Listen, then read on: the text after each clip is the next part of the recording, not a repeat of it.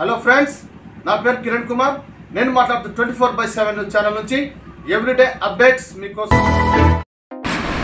జిల్లా నాయకులు విష్ణువర్ధన్ రెడ్డి ఆదేశాల మేరకు శుక్రవారం గూడూరు పట్టణంలో టీడీపీ నాయకులు ఎన్నికల ప్రచారంను మేళ తాళాలతో ఘనంగా నిర్వహించారు.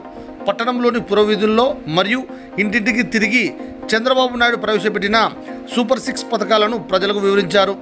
టీడీపీ పార్టీ బలపరిచిన ఎమ్మెల్యే అభ్యర్థి బొగ్గుల దస్తగిరిని, ఎంపీ అభ్యర్థి నాగరాజును అఖండ మెజార్టీతో గెలిపించాలని ఓటర్లను కోరారు.